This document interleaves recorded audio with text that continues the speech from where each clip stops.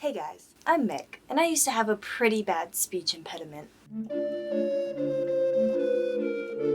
Last night when I was doing my casual browsing of YouTube, I got the sudden urge to check my old and heinously cringy YouTube channel's analytics, and what I found was that my video on speech impediments got over 1,000 views. Now the duration of those views, not the best, but hey, I've now decided to capitalize on my childhood sorrows and discuss my speech impediment once again for you guys.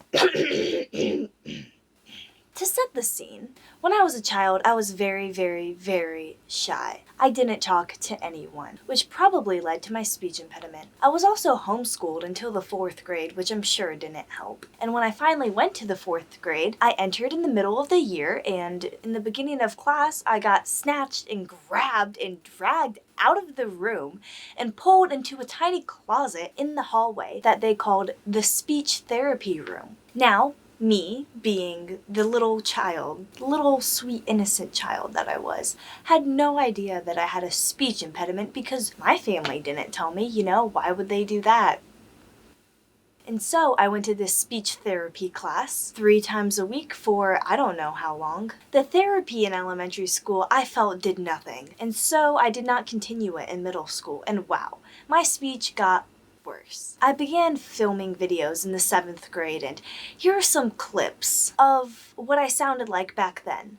I was really confused on why I was in there. I talked normal. So I stayed in speech for 4th and 5th grade. Okay, so where am I from? I was born in New York, then I moved to Georgia, and now I live in South Carolina again. So I'm really excited about this. As you can see, I may have had a bit of a lisp.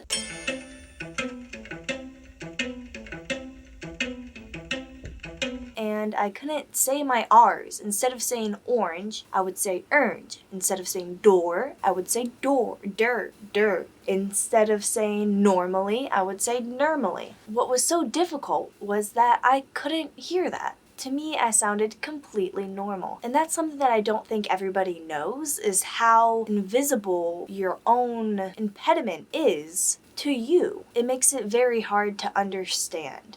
And that also means I can't hear when my speech is getting better. It's like taking a class, studying hard, doing quizzes, and never getting your grades back. I could never confirm if I was sounding better or not. And this, of course, led me to be extremely insecure about it. Since I didn't know how I sounded, all I knew was that I sounded weird. And so to me, I assumed that when I would meet people, that would be the first thing they'd notice. My speech impediment really just up my looking glass self. Like, shit was foggy. Your perception of yourself is the combination of how you think others will view you and how they actually view you. And so even if they didn't view me as weird, I still had my half. So, they combine and make, not good, subpar perception of myself. So the clips that you just saw were from February. Were from February of my 8th grade year. So that was before I went to high school. And then I went to high school and things just changed, They kind of went away.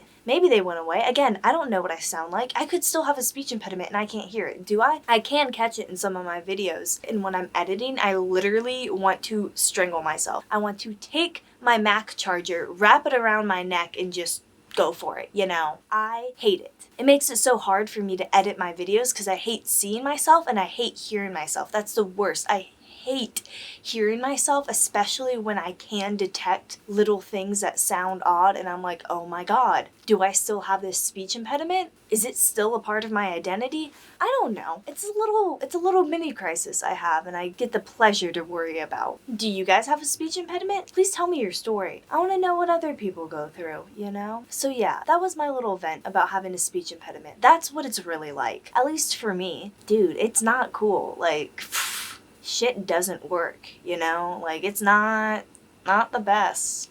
If you guys want, I could go through and watch more of my old videos, like do a detecting my speech impediment video or something. Just let me know. Thank you so much for watching. Every night when I fall asleep, the very last thing I see is every one of your faces. As I close my eyes and my brain begins to slip into its REM cycle, or whatever it is, the last thing I see, the instant before I fall asleep, is just a quick slideshow of all of your faces. And then I get to dream about rainbows and unicorns and 70% off jeans, and thank you for watching. I love you.